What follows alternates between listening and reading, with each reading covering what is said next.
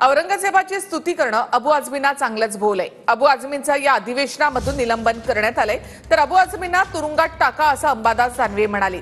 100% तुरुंगात टाकणार असं उत्तर मुख्यमंत्री फडणवीसांनी दिलंय। सदस्य श्री अबू आझमी यांनी अत्यंत गंभीर स्वरूपाचे अशोभनीय वर्तन करून विधानमंडळाची प्रतिष्ठा मलिन केल्यामुळे ही विधानसभा असा ठराव करत आहे की श्री अबू आझमी यांचे सदस्यत्व विद्यमान अर्थसंकल्पीय अधिवेशनाच्या शेवटच्या दिवसापर्यंत निलंबित करण्यात यावे। औरंग्याची बिना फक्त आमदारकी टिकवण्यासाठी विशिष्ट मतदारांना आपल्या बाजूनी करण्यासाठी अशा पद्धतीचं वक्तव्य आणि या वक्तव्याला फक्त या विधानसभापुरती त्याचं सदस्यत्व रद्द करा, जाऊ द्या सुप्रीम कोर्टात, ठीक है, हो द्या सुप्रीम कोर्टामध्ये। औरंगजेब रहमतुल्लाह अलैह के बारे में बात हुई तो मैंने जो भी हिस्ट्री में है, जो हिस्टोरिकल लोगों ने लिखा हुआ है, उन चीज़ों को मैंने बताया कि उनके बारे में ये बातें हैं।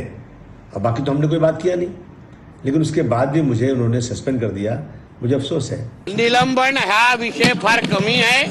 सगळ्या जणांनी एकमुखी मागणी केलेली आहे की ज्यांनी छत्रपती संभाजी महाराजांचा अपमान केलेला आहे त्या अबू आझमीला ह्याच्यापेक्षा जास्त शिक्षा मिळालीच पाहिजे। तुम्ही अबू आझमीच्या राजीनाम्याची काल मागणी केली, पण अबू आझमी तुमचाच माणूस आहे, तो तुमच्या मदतीला धावला।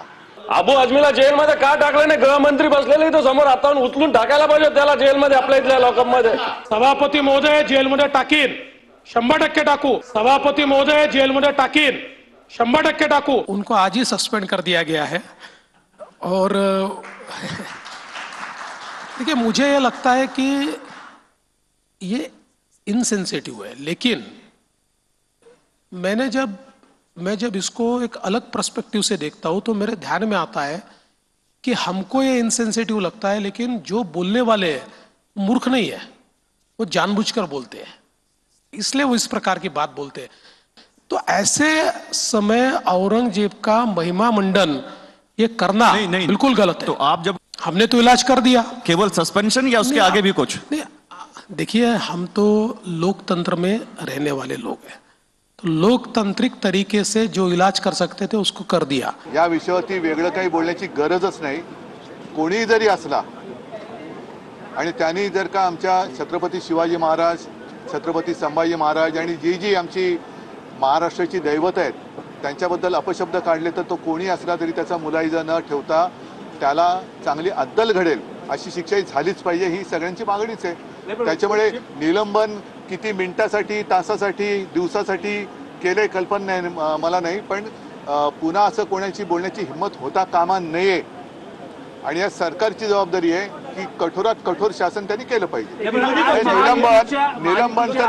निलंबन तर कायमचं केलं पाहिजे असं मला वाटतं। ये समाजवादी पार्टी का नेता,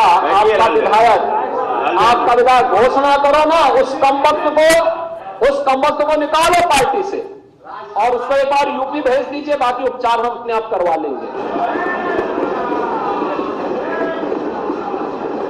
जो व्यक्ति छत्रपति शिवाजी महाराज की परंपरा पर गौरव की अनुभूति करने की बजाय लज्जा महसूस कर रहा हो